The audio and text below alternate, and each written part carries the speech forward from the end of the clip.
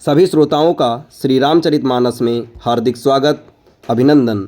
आज के इस वीडियो में आप सभी के सामने प्रस्तुत है श्री रामचरितमानस के बालकांड के दोहा नंबर 215 और 216 का संपूर्ण अर्थ। बढ़ते हैं दोहे की तरफ। प्रेम मगन मुनि जानि नृपु, करि विवेक धरि धीर। बोल्यो मुनि पद नाई सिरु, गद गद गिरा गभीर।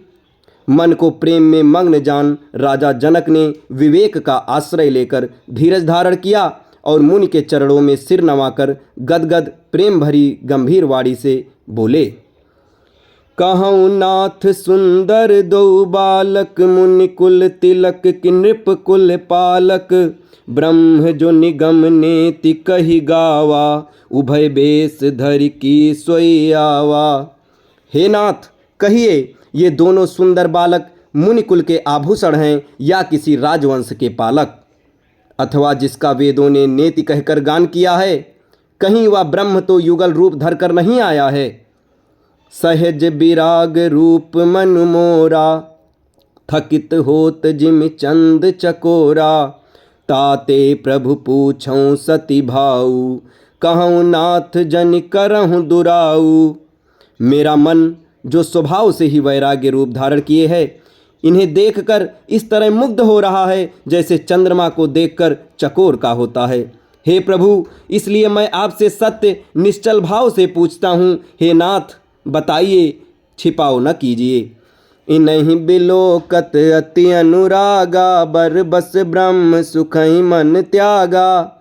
कह मुनि बिहसि कहो नृपनी का, बचन तुम्हार न होई अली का। इनको देखते ही अत्यंत प्रेम के वश होकर मेरे मन ने जबरदस्ती ब्रह्म सुख को त्याग दिया है। मुनि ने हंसकर कहा, हे राजन, आपने ठीक कहा, आपका वचन मिथ्या नहीं हो सकता।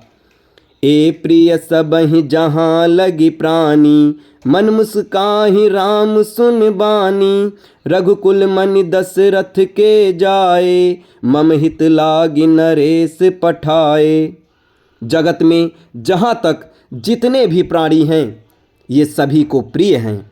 मुनि की रहस्य भरी वाणी सुनकर श्री राम जी मन ही मन मुस्कुराते हैं, हंसकर मानो संकेत करते हैं कि रहस्य खोलिए नहीं।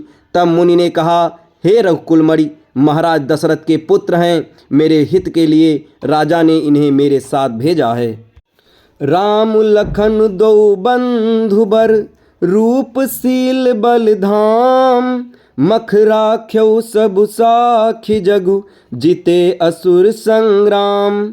ये राम और लक्ष्मण दोनों श्रेष्ठ भाई रूप, शील और बल के धाम हैं।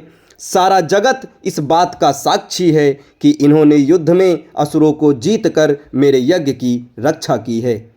मुनि तव चरण देखि कहराऊ, कही न सकहूँ निज पुण्य प्रभाऊ। सुंदर श्याम गौर दो भ्राता, आनंद हूँ के आनंद दाता।